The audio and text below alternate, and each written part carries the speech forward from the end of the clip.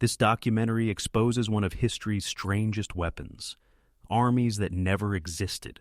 Crafted from wooden tanks, fake radios, and forged reports, the Reich's phantom divisions fought a war of illusion that fooled enemies, allies, and even Hitler himself. What happens when a nation begins to believe its own lies? By the time the Third Reich began its campaigns, the use of misleading troop movements, false intelligence, and fabricated formations had become a calculated element of strategy. Germany's approach to military deception, or Täuschung, was shaped by both necessity and doctrine, the need to mask numerical inferiority, to conceal technological innovation, and to manipulate enemy expectations. The First World War had already demonstrated the power of feigned offensives and phantom batteries. The Second would refine these tactics to an industrial scale. When Adolf Hitler came to power in 1933, Germany's rearmament was illegal under the Treaty of Versailles. This forced the early Reichswehr, and later the Wehrmacht, to develop methods of concealment not merely for tactical advantage but for political survival. Aircraft were hidden in civilian hangars, tanks were disguised as tractors, and maneuvers were passed off as police training. By the time of the Rhineland remilitarization in 1936, German forces had already learned to project an illusion of strength disproportionate to their true numbers. That lesson would later underpin an entire strategy of phantom armies, not as improvisation, but as an institutionalized craft. The emergence of ghost armies in the German context did not initially refer to entirely imaginary divisions, but to real units whose presence or movement was exaggerated through falsified reports, dummy installations, and radio trickery. In 1939, as Germany prepared for the invasion of Poland, the Abwehr, military intelligence, and the OKW, Oberkommando der Wehrmacht, collaborated to test systematic misinformation. Radio operators trained to mimic Polish or French communication protocols, and engineers constructed wooden aircraft and tanks that, from aerial reconnaissance, appeared convincingly authentic. Luftwaffe airfields included decoy runways lit at night to divert enemy bombers, an early example of using deception not only offensively but defensively. During the Western campaigns of 1940, these techniques reached a new level of coordination. The German advance through the Ardennes was camouflaged not only by the forested terrain, but also by deliberate misdirection. False radio networks simulated movements in northern Belgium to convince the Allies that the main thrust would come through the Low Countries. German intelligence circulated falsified orders and maps in areas where they could be intercepted, reinforcing the illusion. The French High Command, bound by its expectations of a repeat of 1914, believed these signals confirmed its predictions. In truth, the decisive armored columns were already crossing the Meuse River. As the war expanded, so did the Reich's capacity for deception. Specialized units such as Tarnungskompanien and Täuschungsabteilungen were formed, combining radio specialists, engineers, and artists to create elaborate ruses. Entire dummy airfields with painted aircraft, inflatable hangars, and smoke generators appeared across occupied Europe. From 1941 onward, when Germany prepared for the invasion of the Soviet Union, radio deception became integral to Operation Barbarossa. Units transmitted continuous fake signals from Western Poland, while others advanced silently, creating a distorted operational picture that confused Soviet intelligence analysts. The aim was not simply to hide numbers, but to fabricate an entire rhythm of movement, to make the invisible visible and the visible irrelevant. The Wehrmacht's use of phantom divisions also served a psychological function. By feeding misinformation to both enemies and allies, the German command reinforced its image of invincibility. Reports of new panzer armies on the Eastern Front circulated widely, many of them non-existent. Soviet intelligence often confirmed these formations through double agents who believed their own rumors. Even the Allies, when planning counteroffensives, struggled to determine how many divisions Germany could still field. The result was a shadow war within the war itself, fought through wavelengths, decoys, and perception. Yet, beneath these elaborate fabrications lay a paradox. The same state that relied on deception also fell victim to it. Hitler's increasing isolation from field intelligence made him susceptible to manipulated reports and exaggerated claims of phantom reinforcements. As early as 1942, frontline officers were noting that maps displayed divisions that existed only on paper. The machinery of illusion, once a tool of strategic mastery, began to deceive its own creators. By the time Allied and Soviet forces began their counteroffensives, the Reich's ghost armies multiplied out of desperation. Non-existent formations were moved across Europe on radio channels. Phantom corps were transferred to threatened sectors, and illusion replaced strategy. The line between deception as art and as delusion blurred irreversibly. But the origins of this phenomenon, its technical ingenuity, psychological insight, and military pragmatism, lay in the early years of the regime, when illusion was synonymous with power, and reality itself could be rearranged through signal, smoke, and shadow.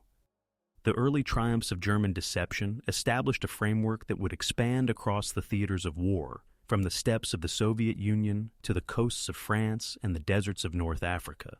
After the success of masking true intentions during the Western campaigns, the Oberkommando der Wehrmacht, OKW, recognized deception as a strategic instrument, not a peripheral technique. The creation of specialized deception staffs under the intelligence branches of the Heer and Luftwaffe marked the institutionalization of what had once been improvisation. By 1941, as Hitler prepared to turn eastward, deception planning had become integral to operations at both the tactical and strategic levels. Operation Barbarossa demonstrated how illusion could complement overwhelming force. While over 3 million German and Axis soldiers assembled along the Soviet border, elaborate radio networks continued to transmit messages in occupied France and the Balkans, suggesting that significant forces remained in the West. In the months preceding the invasion, reconnaissance flights over the Soviet Union were disguised as routine patrols. Soviet intelligence detected increased German activity, but misinterpreted it due to the contradictory signals deliberately introduced by the Abwehr. The placement of dummy tanks and supply depots in East Prussia further reinforced the perception of a limited buildup. When the offensive began on 22 June 1941, many Soviet commanders still expected the main blow to fall in the south rather than toward Moscow. On the tactical level, deception served to preserve the element of surprise in mobile operations. The Wehrmacht's armored spearheads relied on concealment to mask the direction of their advance. Engineers constructed mock bridges, while real crossing points were hidden under camouflage nets or smoke screens. Inflatable tanks and fake artillery batteries created the illusion of larger forces than those actually present. In some sectors, abandoned vehicles were positioned deliberately to simulate destroyed units, tricking Soviet observers into believing the Germans had suffered greater losses. Every act of misdirection bought time and confusion, critical commodities in a campaign that depended on speed and coordination. Deception also became an instrument of psychological warfare.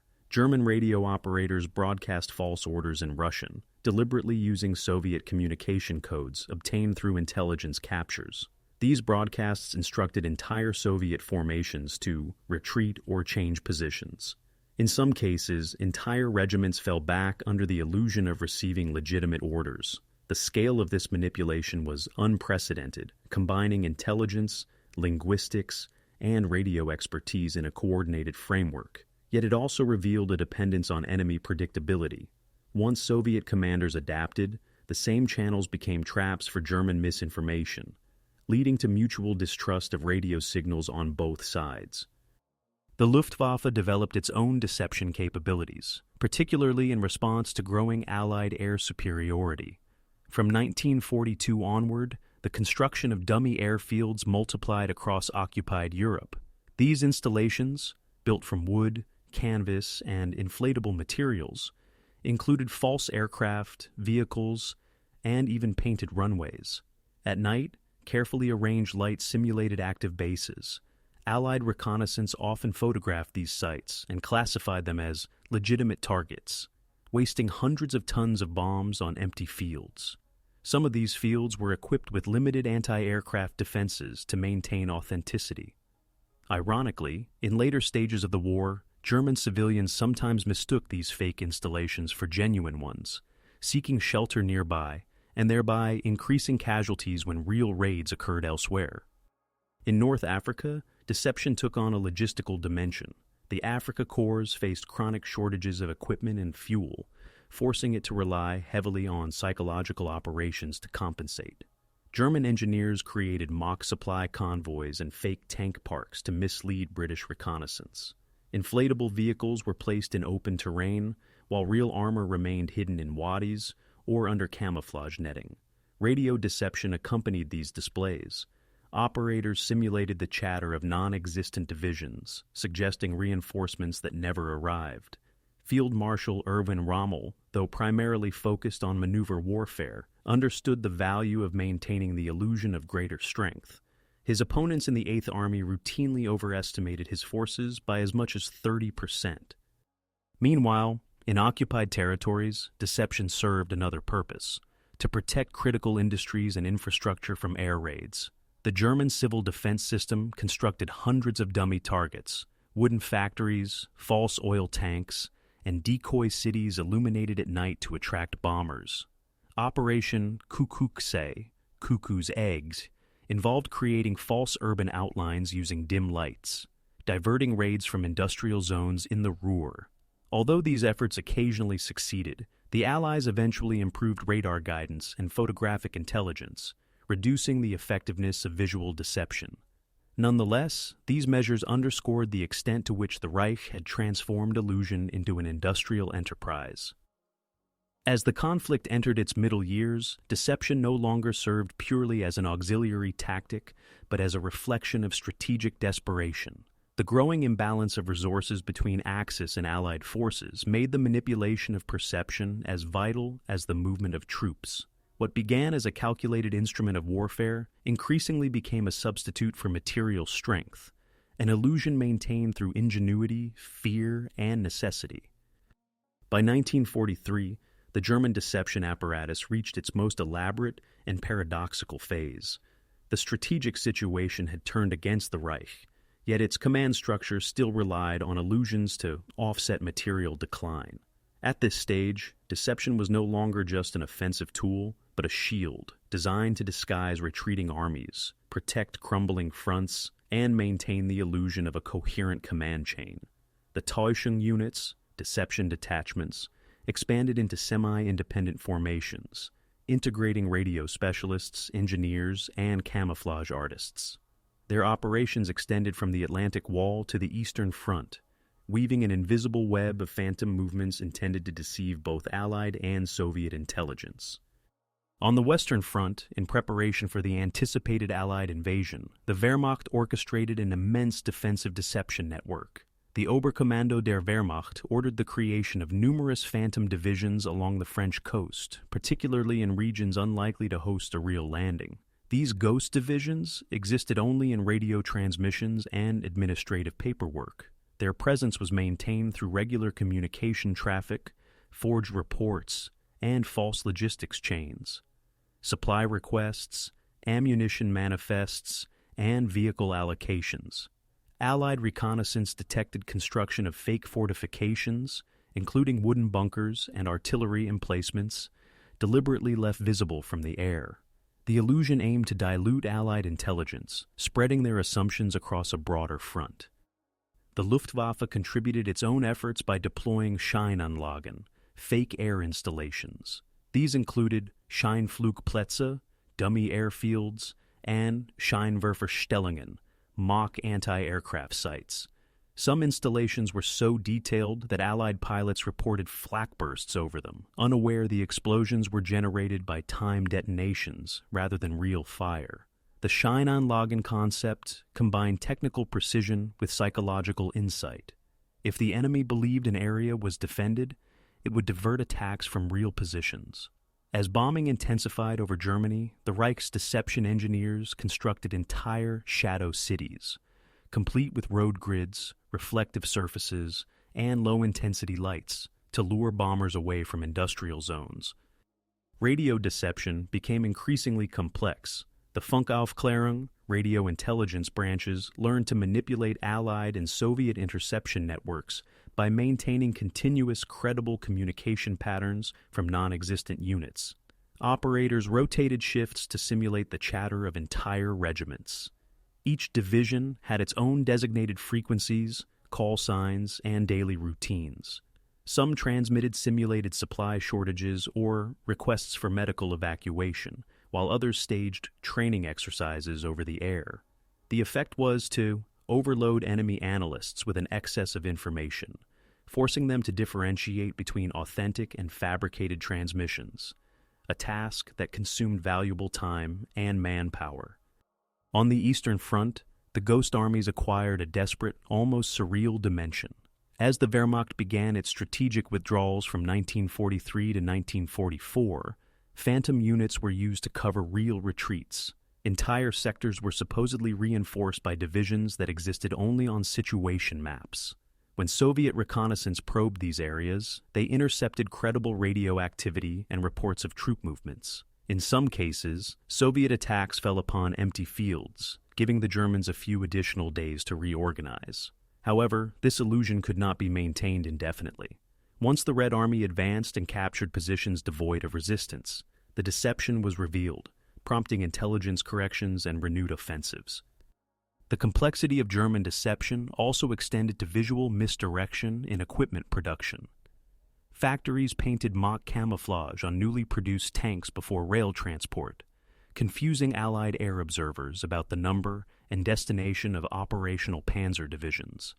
The same trains often carried outdated or destroyed vehicles positioned on flat cars to simulate reinforcements. Even in the final months of the war, high command communiques continued to report movements of these phantom formations. Hitler himself referred to units that existed only as entries in logistics records, demanding their redeployment to non-existent sectors. Beyond the battlefield, deception influenced civilian morale.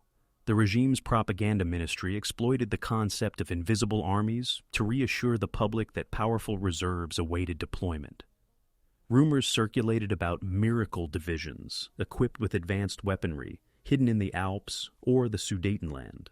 The famous Alpenfestung, Alpine Fortress, was itself largely a fabrication. By early 1945, Allied intelligence debated whether a massive redoubt truly existed in the Bavarian Alps. Intercepted German communications, intentionally leaked orders, and intercepted prisoner-of-war statements all pointed to a formidable last stand. In reality, only scattered command posts and supply caches occupied the region. Yet the deception succeeded in delaying Allied planning and diverting resources towards southern Germany. Despite the technical brilliance of these operations, the effectiveness of the Reich's deception gradually diminished as enemy intelligence matured. Aerial reconnaissance, improved radar mapping, and photographic comparison exposed inconsistencies between real and dummy sites. Moreover, captured documents and interrogated officers revealed that many of the divisions listed on German situation maps were phantom entries used for morale and propaganda. Still, the persistence of illusion until the very end illustrated a deeper phenomenon. Deception had become self-perpetuating, a system sustained not by hope of victory, but by refusal to confront collapse. The Ghost Armies of 1943 to 1944 thus represented more than tactical trickery. They embodied a state attempting to preserve its image of control through simulation. For a time, the illusions held, blurring the boundaries between truth and invention, between power and perception, until the weight of reality finally rendered the phantoms obsolete. In 1944, deception reached its global climax as the Allies prepared to invade Western Europe, and the German command sought to anticipate their every move through a fog of illusions. Both sides now relied on elaborate intelligence networks, forged signals, and dummy formations. The Reich, aware that an invasion was inevitable, intensified its own deception programs under the Oberbefehlshaber West, O.B. West. The aim was to mislead Allied reconnaissance, preserve the illusion of strong coastal defenses, and sustain the morale of troops scattered along 1,000 kilometers of shoreline. What had once been a weapon of strategic initiative now became a desperate attempt to maintain cohesion in the face of overwhelming pressure. The Atlantic Wall, stretching from Norway to the Bay of Biscay, was in part a theatrical construction. Photographs of massive concrete fortifications projected an image of impenetrability, but in many sectors, bunkers were empty or still under construction. To disguise these weaknesses, German engineers built false gun emplacements using wood, plaster, and painted canvas.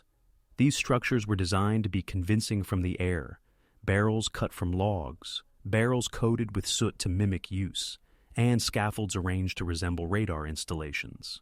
Allied intelligence analysts, comparing aerial photographs, often reported the same sites as active, unaware that they were facades. The deception was reinforced by simulated radio traffic, batteries reporting live firing drills that never occurred. Meanwhile, real units were shifted constantly to create the impression of larger forces. Small detachments of infantry and armor moved between sectors under the cover of night, leaving signs of activity: tire tracks, dummy tents, and temporary command posts in their wake. Each movement generated reports, intercepted intentionally by Allied listening stations. To further complicate analysis, false orders were leaked through compromised channels, suggesting imminent reinforcements from the interior of France or the Low Countries. The result was an operational mirage. Allied planners were forced to consider dozens of possible invasion points, from the Pas de Calais to the Gironde estuary. Ironically, the German deception efforts coincided with the Allies' own grand ruse, Operation Fortitude, the largest deception operation in history. While the Allies created entire phantom armies under General Patton to suggest an invasion at Calais, German intelligence absorbed and validated the illusion through their own confirmatory mechanisms. Their network of agents in Britain, many of whom were double agents, reported the existence of the fictitious 1st U.S. Army Group, the Abwehr and the Fremde Heer. West, Foreign Armies West, verified these reports with intercepted radio signals generated by Allied deception units. Thus, the machinery of German misinformation unknowingly reinforced Allied deception. Illusion feeding upon illusion. The Eastern fronts offered their own theater of shadows. During the summer of 1944, as the Red Army prepared Operation Bagration, Soviet maskirovka, the art of military deception, mirrored and surpassed the German methods once used in 1941. Fake German reconnaissance photos revealed non-existent Soviet bridgeheads, while real concentrations were hidden under dense camouflage. When the Soviet offensive began, entire German corps were caught off guard, encircled before realizing their positions had been compromised. German commanders attempted to replicate Soviet tactics in reverse. They built fake supply lines and rear depots to mislead aerial scouts, but the Luftwaffe's weakness and fuel shortages made large-scale deception increasingly unsustainable. Even as the front lines disintegrated, the Wehrmacht's technical ingenuity persisted. Portable decoy kits were distributed to field engineers, inflatable panzers, collapsible wooden guns, and netting dyed to match terrain patterns. Each regiment was expected to maintain at least one dummy position. Reports from Allied pilots confirmed that these decoys occasionally succeeded. Many bombing raids struck open fields filled with false armor. Yet the growing precision of Allied intelligence, aided by photographic analysis and radar, gradually stripped away the illusion. When reconnaissance flights compared sequential images, the shadows cast by fake tanks revealed their immobility. By late 1944, deception could delay defeat, but not prevent it. As the Allied armies broke through Normandy and advanced toward Germany, the concept of the Ghost Army took on a more literal form. Many divisions existed only on paper, retained in official orders to mask the absence of real manpower. The Oberkommando still reported 25 panzer divisions in reserve, though only a fraction were operational. Radio stations continued to broadcast under their designations, maintaining the pretense of strength. In the final months of the war, some of these phantom units were redeployed to non-existent sectors, their signals transmitting from mobile trucks that shifted positions daily. The illusion was intended to confuse Allied intelligence and buy time for the defense of the Rhine, a final echo of a doctrine that once deceived Europe. The cumulative effect of these operations was twofold. Strategically, they slowed enemy decision-making and forced diversions of resources toward false targets. Psychologically, they preserved the myth of a still cohesive Reich. For many German soldiers, hearing that reinforcements were en route or that new divisions had entered the line provided temporary reassurance. But behind these illusions lay empty roads, hollow bunkers, and transmitters humming in isolation. What had begun as a weapon of mastery had become an instrument of denial. By the winter of 1944, the illusionary war reached its limit. The Allies had learned to read deception not as a mask of strength, but as a symptom of weakness. Each new phantom division, each new radio signal without troops behind it, signified not power, but exhaustion. Yet even then, the Reich's commitment to its ghosts remained absolute, a final testament to a regime that had always preferred illusion over truth and had built an empire of shadows that could not withstand the daylight of reality. As 1945 approached, the Reich's deception structure, once a sophisticated military instrument, became an echo chamber of falsehoods and wishful thinking. The systematic construction of illusion, refined during the early war years, now functioned as both psychological warfare and internal self-deception. With the Wehrmacht in retreat across all fronts, the notion of ghost armies evolved from a strategic reality into a symbolic one. Armies that no longer existed but were still spoken of in reports, maps, and propaganda bulletins. Within this illusion, commanders sought to maintain the appearance of operational coherence even as their forces disintegrated. The final German deception programs were conceived in the shadow of collapse. In the east, after the destruction of Army Group Center during Operation Bagration in 1944, new formations were announced in daily communiqué. Entire corps, identified by historical numbers, such as the 9th, 17th, and 27th Panzer Divisions, reappeared in the order of battle, though they had been annihilated months earlier. These paper divisions had no tanks, no men, and no logistical base, yet their signals continued to be transmitted by mobile radio units. The intention was dual: to confuse Soviet intelligence about the Wehrmacht's strength, and to convince German civilians that the army was still capable of defending the Reich. In parallel, the propaganda ministerium under Joseph Goebbels utilized these ghost formations as symbols of endurance. Broadcasts described new armored armies forming in Bohemia and elite reserve forces preparing to strike back. In reality, the manufacturing sector could no longer produce the vehicles or weapons required to equip even a single new division. Nonetheless, maps distributed to military and civilian authorities displayed the phantom units as solid blue markers, a cartographic illusion reinforcing the perception of control. Within the Führerbunker, these same maps were used by Hitler himself, who issued orders to non-existent formations, often insisting that they counterattack or hold ground that no longer existed.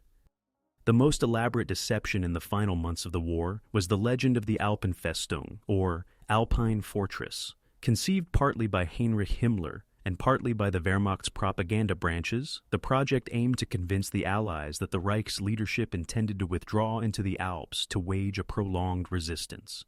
Fake radio traffic described supply convoys, fortified tunnels, and underground arsenals. Prisoners of war, prepped with false information, were allowed to escape, carrying maps and documents depicting vast subterranean complexes. Even Allied intelligence agencies, notably the OSS, debated whether the Alpenfestung was real. Reconnaissance flights over southern Bavaria and western Austria reported construction activity, which was interpreted as evidence of a massive redoubt. In truth, these were scattered depots and unfinished fortifications, manned by a few thousand troops. Simultaneously, field-level deception continued, despite the breakdown of communications. Engineers still built wooden tanks along roadsides to suggest defensive depth. Dummy artillery pieces were placed near bridges and crossings, forcing Allied units to waste artillery shells and air sorties. Smoke screens and dummy fires were lit at night to simulate troop withdrawals. Yet the disorganization of the German command rendered these efforts increasingly chaotic. Without coordination, one sector might fake a retreat, while another mistakenly launched a counterattack based on false signals. The precision that had once defined Täuschung was gone, replaced by improvisation and confusion. On the Eastern Front, Soviet intelligence by 1945 had learned to identify most deception patterns. Captured documents revealed the systematic reuse of the same fake unit numbers, communication codes, and map symbols. Soviet analysts now categorize German divisions into effective, reduced, and paper designations. The Wehrmacht's radio deception, once feared for its sophistication, had become predictable. Still, deception operations persisted out of inertia. German officers transmitted coded messages to headquarters that no longer existed, while headquarters replied automatically with reassurances drafted by staff who no longer commanded troops. In the West, the situation mirrored this collapse. After the failure of the Ardennes offensive, the Wehrmacht attempted to conceal the scale of its defeat through controlled leaks and phantom reports. The fictitious army group Weser was declared operational to cover northern Germany, masking the absence of real forces between the Elbe and the Baltic. Radio chatter from empty fields near Bremen created the impression of ongoing regrouping. Meanwhile, Allied prisoners captured in late February 1945 reported hearing rumors among German troops of secret divisions gathering near Hamburg, rumors seeded deliberately by the propaganda ministry. The illusion worked briefly, but once Allied reconnaissance found no evidence of large-scale troop movements, the deception unraveled. By March 1945, the Reich's ghost armies no longer deceived the enemy. They deceived the state itself. Operational maps were filled with non-existent icons, creating a distorted sense of strength that guided catastrophic decisions. Hitler's refusal to authorize withdrawals from the Oder or Vienna fronts stemmed partly from faith in these phantom formations. Orders were sent to divisions that had ceased to exist. Couriers carried instructions to headquarters already destroyed. It was a tragic irony. A system designed to manipulate perception had consumed its creators, blinding them to the reality it once concealed. The final acts of German deception faded with the end of organized resistance. As Allied and Soviet troops converged on Berlin, radio transmissions from ghost divisions continued to broadcast until their generators ran out of fuel. Some of the last signals, intercepted in late April 1945, came from a phantom panzer regiment near Innsbruck, a unit that had never existed outside of paperwork. When Germany capitulated on May 8, 1945, the remnants of its deception apparatus fell silent.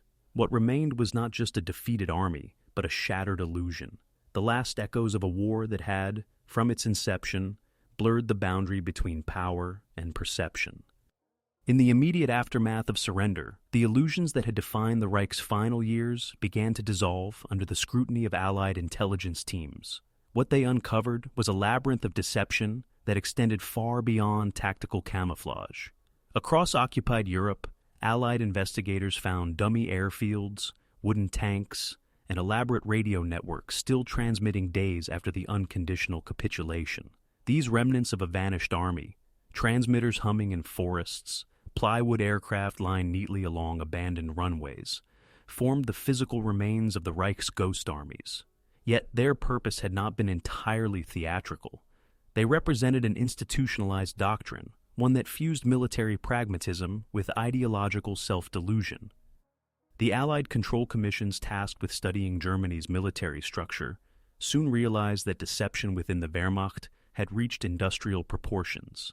Entire departments within the Oberkommando der Wehrmacht were dedicated to maintaining fictitious formations. Files in captured headquarters revealed meticulous record-keeping, detailed personnel rosters, equipment inventories, and logistical chains for units that had never existed.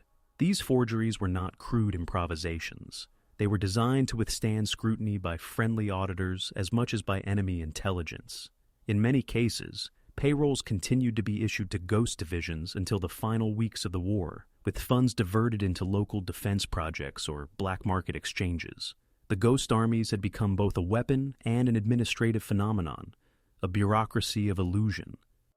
The British and American intelligence officers who documented these discoveries saw the phenomenon as a reflection of systemic decay. By late 1944, deception in the German command had ceased to be coordinated by a central body.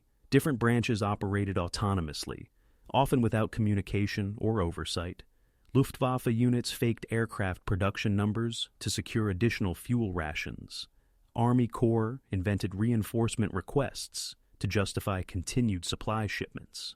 In this fractured structure, deception was no longer directed outward toward the enemy, but inward, toward higher headquarters desperate for evidence of stability. The culture of illusion that had once projected invincibility now served to mask disintegration. Interrogations of captured officers painted a complex picture. Many of them insisted that deception was necessary to preserve discipline, that maintaining the image of strength kept soldiers fighting. Some believed their operations genuinely delayed Allied advances by weeks or even months. Others admitted that by 1945, they were fabricating reports merely to avoid punishment. General Major Walter Schurf, Hitler's army historian, described the late war situation as a chain of deception in which every echelon lied upward. Field officers exaggerated troop numbers, staff officers compiled optimistic summaries, and high command accepted them as truth. The ghost divisions that appeared on maps were, in effect, products of this cascading distortion. Illusions born not from deliberate strategy, but from systemic fear. The discovery of the Alpenfestung hoax exemplified this paradox. When Allied forces entered southern Bavaria and western Austria in May 1945, they found neither the vast fortresses nor the underground weapons complexes described in captured German documents. Instead, they found scattered warehouses, half-finished tunnels, and abandoned communications posts. What intelligence analysts had interpreted as signs of a coordinated stronghold turned out to be the debris of separate, unrelated projects. Yet the deception had succeeded for a time. Allied planners had diverted divisions toward the Alps, delaying the occupation of other regions. The success of the lie lay not in its scale, but in its plausibility, constructed upon a foundation of genuine fragments. Soviet analysts conducting post-war studies of the Eastern Front reached similar conclusions. Their reports, declassified decades later, described the German deception system as tactically effective, strategically self-destructive. Radio logs from 1944 and 1945 revealed the persistence of phantom communications well after the corresponding formations had been destroyed.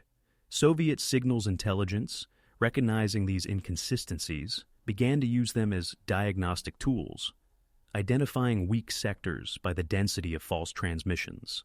Ironically, the very sophistication of German deception made its collapse more visible. Once the pattern was understood, silence became more deceptive than noise. Within occupied Germany, civilians too began to confront the gap between illusion and reality. Many had believed in the promises of last-minute weapons and invisible armies, reassured by propaganda films depicting heroic counteroffensives. When the Allies arrived, these myths disintegrated overnight. Factories that were supposed to be producing jet aircraft stood empty. Secret bases were revealed as workshops filled with wooden mock-ups. The psychological collapse was profound. In interviews conducted by Allied psychological warfare teams, German citizens frequently referred to the end of the war as das Erwachen, the awakening, the moment when the unreality of the Reich gave way to the tangible evidence of defeat. For the Allied strategists studying these findings, the ghost armies of the Reich provided lessons in both ingenuity and folly. They demonstrated how deception could extend the lifespan of a military system far beyond its material capacity. They also revealed how, once institutionalized, deception corrodes the very structure it is meant to protect. The Allies themselves would later adapt aspects of German Täuschung into Cold War doctrines, in radio countermeasures, dummy installations, and misinformation tactics, while acknowledging that unchecked illusion could paralyze command structures. By 1946, when the Nuremberg trials examined the administrative machinery of the Third Reich, deception appeared as a recurring motif. Witnesses described the falsification of production figures, casualty reports, and frontline strength as routine practice. What began as operational cunning had evolved into systemic delusion, a state convinced of its own fictions.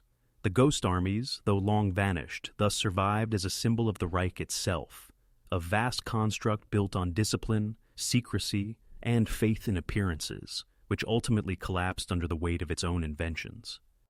The post-war years brought a new phase in the story of the Reich's ghost armies, one of documentation, reinterpretation, and gradual revelation. As Germany lay divided between Allied occupation zones, the Western powers and the Soviet Union both sought to understand not only the structure of Nazi deception, but also its implications for the future of warfare. From 1946 onward, captured documents, technical manuals, and testimonies of surviving officers were examined in detail by intelligence services and military historians. The findings were astonishing in scope. Deception had not been a mere adjunct to operations, but an entire subculture of the German war machine, permeating command doctrine, propaganda, and national psychology.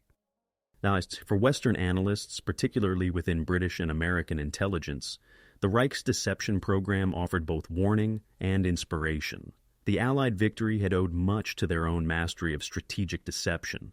Operation Fortitude, Bodyguard, and countless smaller ruses. Yet the German system revealed how such methods could evolve into a pathological dependence. Reports compiled by the British Intelligence Objectives Subcommittee emphasized that the Wehrmacht's late war failures stemmed from the internalization of illusion, a condition in which falsehoods, once designed to mislead the enemy, became accepted truths within command structures. These reports argued that deception must always remain under rational control. Once propaganda and operational secrecy blurred, command paralysis followed inevitably.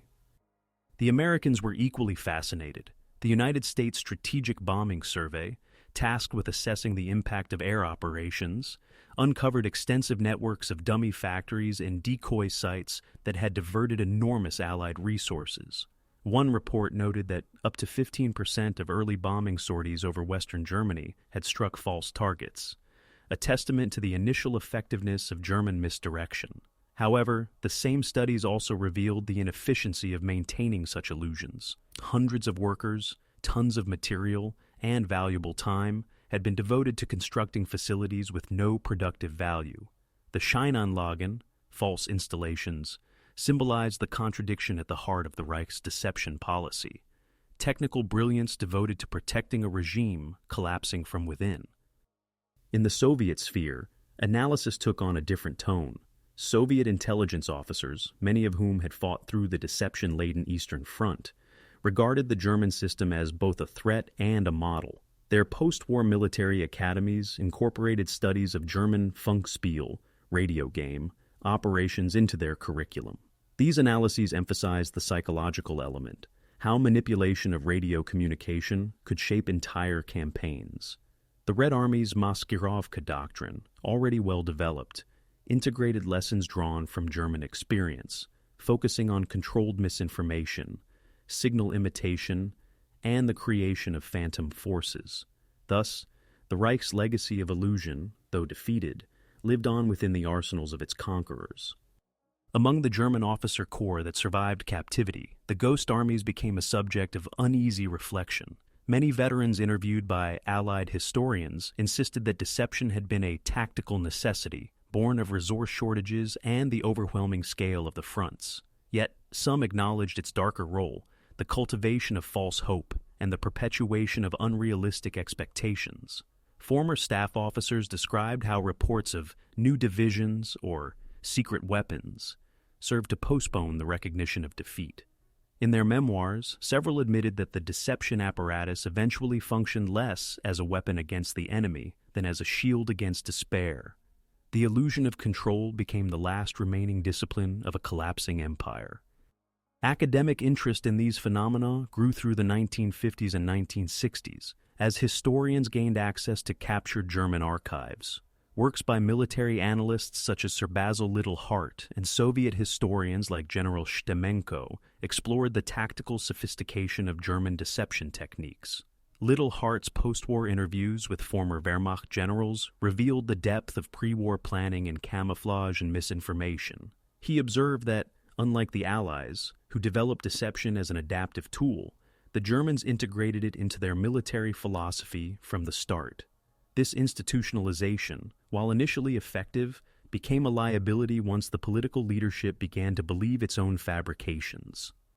The symbolism of the ghost armies also began to influence cultural memory. For post-war Germans, the discovery that so many wartime announcements of miracle weapons, secret strongholds, or invisible divisions had been fabrications forced a reckoning with the psychology of belief. Newspapers in the early Federal Republic occasionally published retrospectives on the phantom divisions of the Reich, presenting them as metaphors for collective denial. In East Germany, state propaganda reversed the narrative, portraying the deception apparatus as an example of fascist self-deception, and contrasting it with the scientific discipline of the Red Army. Both interpretations, though ideologically opposed, revealed a shared fascination with illusion as a defining feature of modern warfare. In the intelligence community, the lessons of the Reich's deception became doctrine. The CIA and MI6 incorporated deception analysis into Cold War counterintelligence, using German archives as training material. Manuals emphasized the double-edged nature of misinformation, capable of protecting or destroying the state depending on its application. Exercises conducted in the 1950s simulated phantom divisions and false radio networks, echoing the wartime operations that had once haunted Europe. The boundaries between truth and simulation grew ever thinner, shaped by the technological advances of radar, electronic warfare, and disinformation. By the mid-20th century, the study of Germany's ghost armies transcended military history and entered the realm of political psychology. Scholars began to ask how a society could sustain belief in fabricated strength, even as evidence of collapse surrounded it. The answer, many concluded, lay in the structure of totalitarian control. Deception became both a political tool and a social contract. The Reich's ghost armies thus endured not as soldiers or units, but as a reflection of a system that equated appearance with power, a lesson that would echo through the decades of ideological conflict to follow. By the 1970s, the academic and military analysis of the Reich's ghost armies entered a phase of synthesis, a convergence between historical documentation and the emerging science of psychological and informational warfare. The term operational deception, which the Allies had once used narrowly to describe tactical trickery, now evolved into a broader field encompassing perception management, propaganda, and the manipulation of intelligence. In this intellectual climate, the Third Reich's elaborate deception network was no longer studied merely as a wartime curiosity, but as a prototype for the age of disinformation.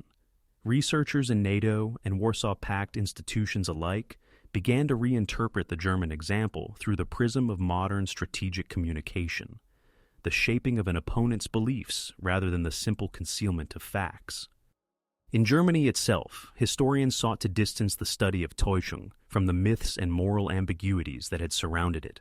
The Bundesarchive's release of operational files revealed new layers of bureaucratic detail, meticulous records of false divisions, decoy factories, and manipulated radio systems. What struck post-war scholars was the administrative normality of these operations. Deception was not treated as subterfuge, but as a legitimate military branch, complete with budgets, ranks, and technical standards. In its early years, the Federal Republic avoided public discussion of these subjects, partly out of discomfort with the regime's moral legacy. Only with the generational shift of the 1960s did researchers begin to analyze deception as a systemic phenomenon, one that linked propaganda, intelligence, and military planning into a single apparatus of control. In the United States, meanwhile, declassified wartime intelligence reports served as the foundation for new doctrines of deception and counterintelligence. The Central Intelligence Agency's psychological operations manuals of the Cold War era explicitly referenced the Reich's Scheinanlagen and Funkspiel programs. Analysts noted how the Germans had combined technical precision with cultural manipulation, turning camouflage into theater. In training exercises, officers were taught that deception did not rely on lying, but on constructing a believable environment, a principle identical to that of German doctrine from 1939 to 1943. The paradox was that the same system that had once deceived the world was now being studied as a guide for democratic intelligence services seeking to avoid its errors. The Soviet Union pursued a parallel, if ideologically opposite, course. Its Maskirovka doctrine matured into a central feature of strategic planning, blending camouflage, disinformation, and electronic interference. Soviet manuals often cited the Wehrmacht's successes in the early years of the Eastern Front as evidence of the power of surprise. Yet the lessons drawn were selective. While the Soviets admired the technical mastery of German deception, they emphasized its moral failure, the moment when illusion turned inward and the state deceived itself. This interpretation became a warning within the Soviet military education system. Deception must serve truth. Once it replaces it, the army collapses. In this way, the Reich's ghost armies lived on not only in Western think tanks, but in the classrooms of its former adversaries. The fascination with illusion extended beyond military institutions into popular culture. Documentaries, novels, and exhibitions in the 1970s and 1980s portrayed the ghost armies as symbols of both ingenuity and illusion. Television programs reconstructed the decoy airfields of occupied France or the Phantom Panzer divisions along the Oder. Artists and filmmakers found in these stories a metaphor for modernity's relationship with spectacle and manipulation. The image of wooden tanks and painted runways, once designed to fool reconnaissance aircraft, came to represent the larger machinery of political deception in the 20th century. Museums in Berlin, Munich, and Warsaw curated exhibitions on camouflage and misinformation, presenting them as cautionary studies in how technology can serve illusion as easily as truth. Academic discourse also began to link the phenomenon to psychology and sociology. The Reich's ghost armies were interpreted as a manifestation of collective cognitive dissonance, a society clinging to symbols of power long after power itself had vanished. Researchers at the University of Heidelberg published studies comparing wartime propaganda with contemporary advertising, arguing that both functioned through selective framing rather than outright falsehood. The deception, they noted, succeeded because it offered emotional comfort. It allowed individuals to inhabit a world consistent with their expectations, even as reality collapsed. The ghost divisions on wartime maps were thus seen as projections of a deeper need, the human desire to believe that order persisted amid chaos. The cultural legacy of these illusions grew further as technology advanced. Early computer simulations in military academies recreated German deception operations to train analysts in information assessment. Exercises ask students to distinguish between real and fabricated troop movements based on radio intercepts and reconnaissance imagery. The results were often humbling. Even modern analysts equipped with superior data could be misled when presented with coherent falsehoods. This underscored a timeless lesson. Deception thrives not through the absence of information, but through its excess. By the end of the 20th century, the story of the Reich's ghost armies had become a study in paradox. The same innovations that once misled armies now informed digital war games, intelligence models, and socio-political theory. Historians increasingly describe the phenomenon as a turning point, the moment when warfare ceased to be merely physical and became psychological, when armies fought not just for territory, but for perception itself. The ghosts of the Reich were no longer confined to archives or ruins. They had migrated into the realm of modern information, where the line between truth and illusion continued to blur. In that sense, the wooden tanks and false radios of the 1940s were not relics of a bygone age, but the ancestors of every deception that followed, proof that the most enduring battlefields are those of belief.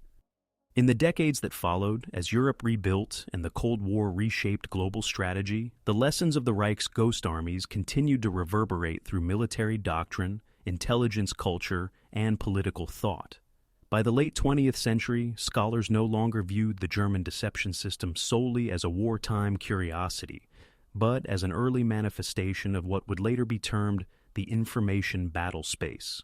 In this new analytical framework, the ghost divisions and false radio networks of the 1940s appeared as the forerunners of an era when wars would be fought not only with bombs and tanks, but with manipulated data, stage perceptions, and psychological conditioning.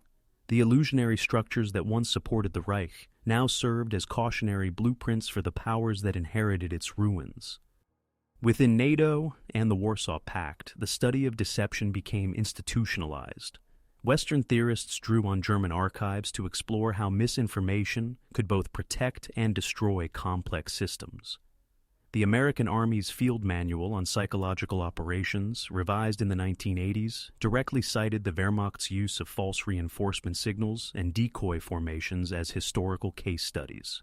Analysts emphasize the importance of credibility, the principle that every effective deception must contain enough truth to be plausible. The ghost armies of the Reich had succeeded not because their illusions were perfect, but because they fit existing expectations. This principle would later underpin Cold War counterintelligence strategies, where disinformation became an art of balancing authenticity and fabrication. The Soviet bloc approached the same material with different intent.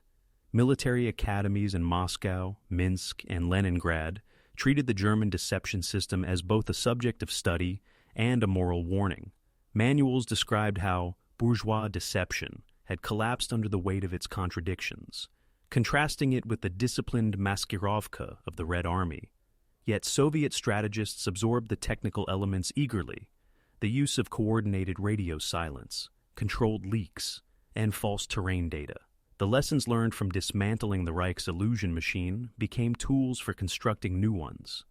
Deception, not as improvisation, but as doctrine. During major Cold War exercises, both sides staged phantom divisions, fabricated electronic signatures, and employed radar-reflecting decoys. In this sense, the ghosts of the Reich continued to march across Europe, invisible yet influential, shaping the logic of deterrence. Meanwhile, the historical understanding of the phenomenon deepened.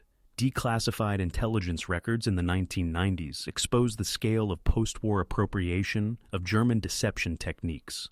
Operation Paperclip, known for bringing German scientists to the United States, also included specialists in camouflage and communications deception. Their expertise quietly informed Western military research on radar spoofing and electronic countermeasures. Similarly, in the Soviet Union, captured German manuals on Täuschung were translated and stored in classified archives for decades. The very systems that had once misled the Allies now guided the technological arms race of the next generation. It was as though the Reich's final illusion, its ability to project power beyond defeat, had become a historical truth. In academia, historians sought to interpret this legacy within broader frameworks of modernity. The German historian Klaus Naumann described the ghost armies as the culmination of a society that believed reality could be engineered. In his view, the Nazi state's obsession with spectacle and order naturally extended to its military doctrine. Every map, every statistic, and every parade was part of a single performance designed to replace truth with control. Later, scholars expanded this interpretation, linking the ghost armies to the industrial and bureaucratic nature of 20th century war. The illusion, they argued, was not simply deliberate deceit, but an inevitable byproduct of systems too vast for any one individual to grasp, a collective mirage sustained by paperwork, propaganda, and faith in authority. The digital age transformed this interpretation from metaphor into reality. As the first computerized war simulations appeared in the 1980s and 1990s, analysts realized that information could itself be weaponized.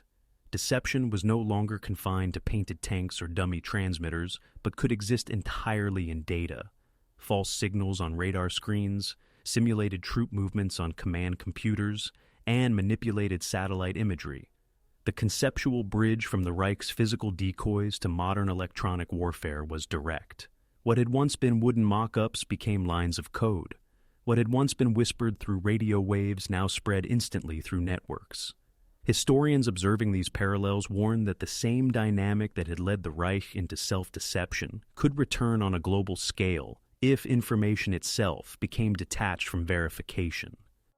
The cultural fascination with the subject endured as well. Museums in Nuremberg and Koblenz curated exhibitions exploring wartime deception as both art and science. Visitors could walk among reconstructed dummy aircraft and radio trucks, their silent presence evoking the eerie precision of Germany's illusory armies. Films and documentaries revisited the theme with a mixture of admiration and unease, the beauty of craftsmanship overshadowed by the futility of its purpose. writers and philosophers drew moral lessons from the phenomenon. The wooden tanks, they argued, were not only tools of war, but symbols of a civilization that had mistaken simulation for substance. In them lay a mirror of modern humanity's vulnerability to spectacle, from political propaganda to mass media.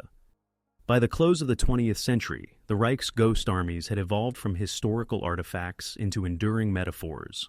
For the military theorist, they remained a study in operational brilliance and failure. For the sociologist, they embodied the mechanisms of belief under authoritarian systems. For the philosopher, they raised questions about the nature of truth itself. Their legacy outlived the regime that created them because they revealed something universal. That power often depends less on what is real than on what is perceived.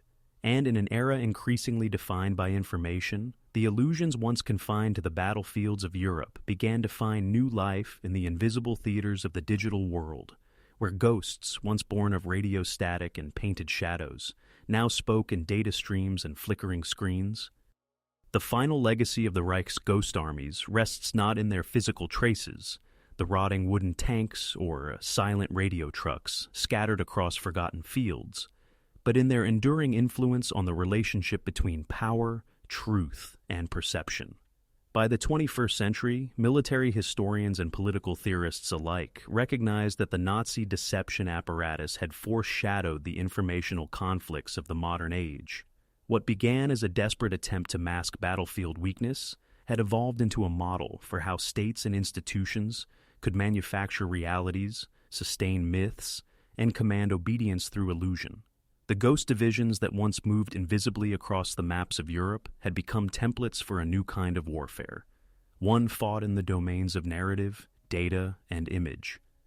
In the years following Germany's defeat, the Allies dismantled the physical remnants of its deception network, but they could not erase the lessons embedded within it. Manuals, maps, and intercepted communications entered the archives of NATO, Warsaw Pact, and later, academic institutions across the world. From these fragments, post-war strategists extracted enduring principles. Deception must be plausible, flexible, and rooted in the psychology of its audience. It must offer an opponent exactly what they expect to see, neither too perfect nor too improbable. The Wehrmacht had demonstrated this principle through its ability to manipulate both Allied and domestic intelligence for years, even when its real strength was collapsing. The modern military world absorbed that lesson thoroughly, transforming Täuschung into an indispensable component of psychological operations, propaganda, and electronic warfare. In Germany, as the nation reconstructed its identity, the ghost armies acquired a more introspective meaning. The study of these illusions became a means of confronting the larger deception of the regime itself.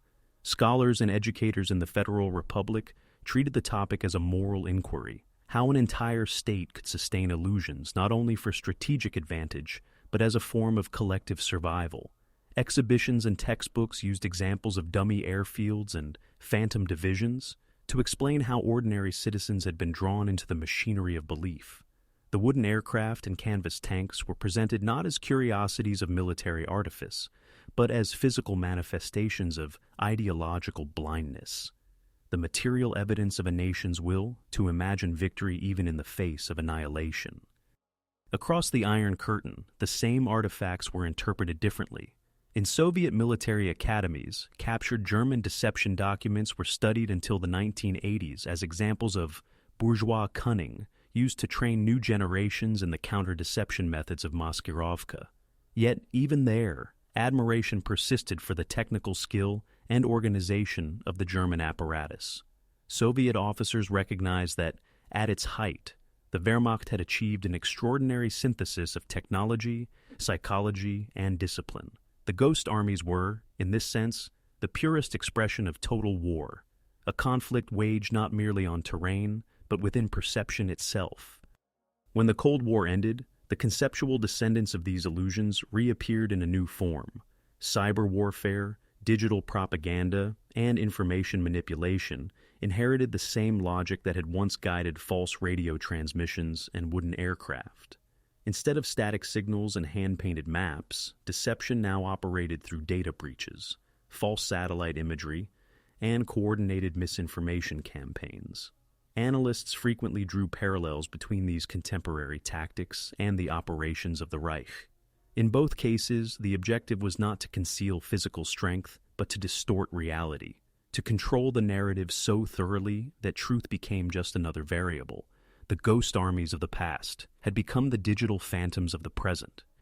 Historians of the 21st century began to view the phenomenon through an ethical lens.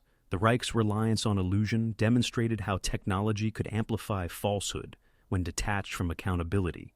Its deception units were staffed by engineers, artists, and mathematicians, individuals whose expertise in physics or design served not to build, but to mislead.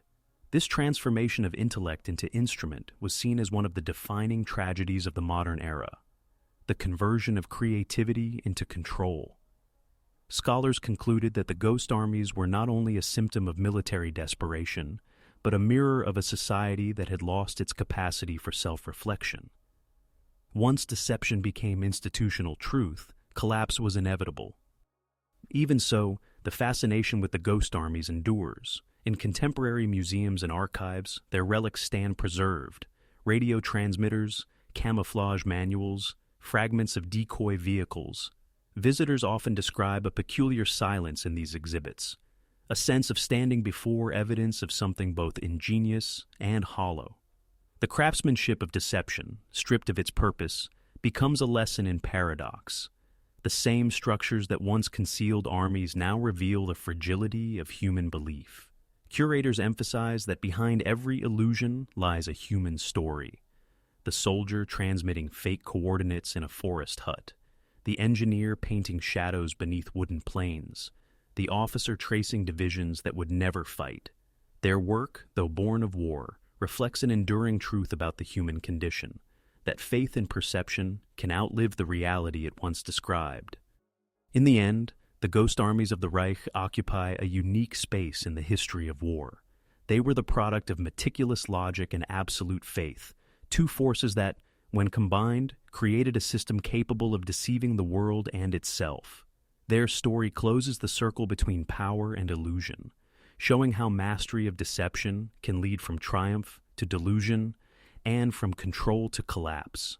What remains today is their echo, the reminder that in every age, whether through smoke and mirrors, radio static, or digital code, the most formidable armies are those that never truly existed, yet shaped history as if they had.